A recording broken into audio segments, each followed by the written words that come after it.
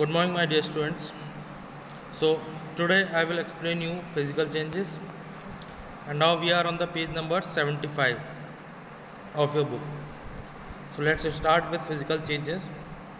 देखिए, a change in which shape, size, appearance or state of a substance alter or change is called physical change. तो जैसे हमने एक reversible और एक इरिवर्सिबल चेंज पढ़ा था, उससे कुछ सिमिलर फिजिकल और केमिकल चेंज भी होता है। तो फिजिकल चेंज में देखिए क्या क्या चीज़ें चेंज हो सकती हैं। जैसे किसी चीज़ का शेप चेंज हो सकता है। सपोज एक बलून है, बलून में आपने एयर फिल करी, उसके बाद उसमें और ज़्यादा एयर फिल कर दी तो उसका शेप क्या हो गया, बड़ा हो गया। उसमें और ज़्यादा एयर फिल करी तो उसका शेप और ज़्यादा इंक्रीज़ हो गया। फिर आपने वो एयर क्या करी, निकाल दी, तो उसका शेप बिल्कुल ही छोटा हो गया। तो ये इस टाइप का चेंज क्या कहलाता है, फिजिकल चेंज। और क्या क्या चेंज हो सकता है, देखिए साइज़ चेंज हो सकता है, अपीयरेंस, दिखने में कोई चीज़ है वो चेंज हो सकती है, किस तरीके से दिख रही है। और state of a substance, state का मतलब जैसे सपोज वाटर का एग्जांपल हमने पहले भी लिया था, अब दोबारा से लेते हैं एक बार। वाटर को हमने रेफ्रिजरेटर में रखा तो it will become ice. Ice को हमने बॉयल करना स्टार्ट कर दिया तो it will melt and it will become liquid. Liquid को और ज़्यादा बॉयल किया, then again it will convert into vapour. Vapour को कंडेंस किया तो again it will convert into liquid, और लिक्विड से फिर से हम उसको आइस क्यूब्स में चेंज कर सकते हैं। तो इसमें भी क्या हो रहा है, स्टेट चेंज हो रही है। There is no new substances forming है, कोई नया सब्सटेंस नहीं बन रहा है। इसमें देखते हैं, आगे पढ़ते हैं। In this change no new substance is formed, ऐसे चेंज में कोई भी नया सब्सटेंस नहीं फॉर्म होता है। अब physical changes is usually reversible and temporary. जो फिजिकल चेंजेस होते हैं वो ज़्यादातर कैसे होते हैं, रिवर्सिबल होते हैं और टेम्परेरी होते हैं। जैसा कि मैंने अभी कंपेयर किया था कि जिस तरीके से रिवर्सिबल और इरिवर्सिबल चेंज होते हैं, उसी तरीके से फिजिकल और केमिकल चेंज भी हैं। तो जो रिवर्सिबल चेंज हैं ये लगभग फिजिकल चेंजेस माने जाते हैं, क्योंकि इसमें ना तो कोई नया सब्सटेंस बनता है और ना ही इसके किसी के जो सब्सटेंस है उसके कंपोजिशन में भी कोई चेंज नहीं आता। और ये टेम्परेरी चेंज होते हैं, कुछ समय बाद अपने स्टेट पर दोबारा आ सकते हैं अगर हम चाहें तो।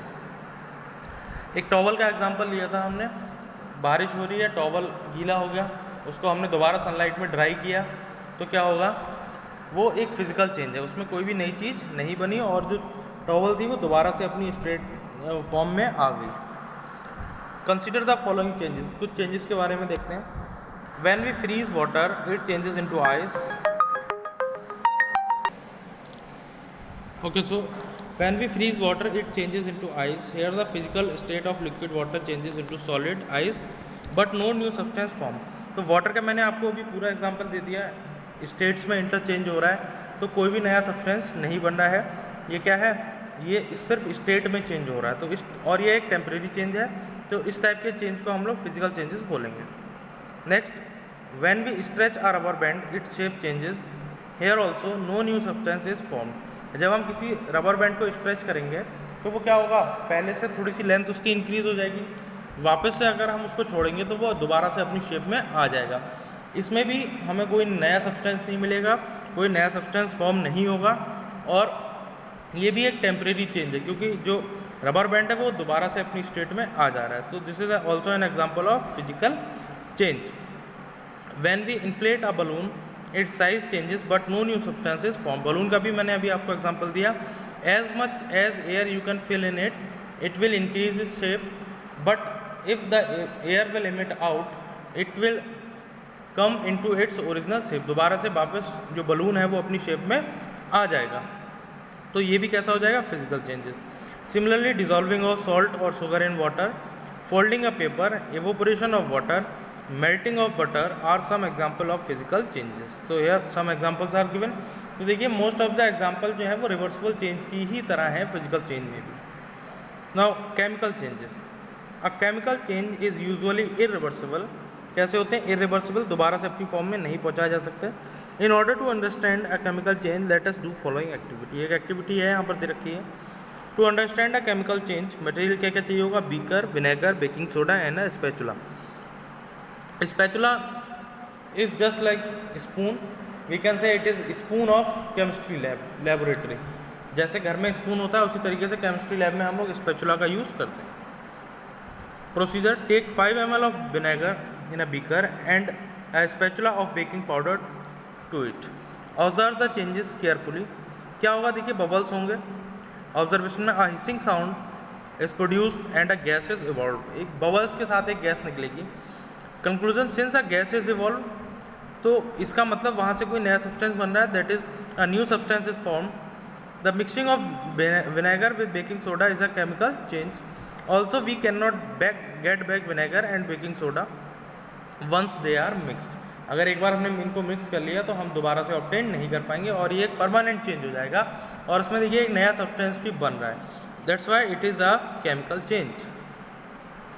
Next activity, to understand that a chemical change can not be reverse, कोई केमिकल चेंज रिवर्स नहीं हो सकता।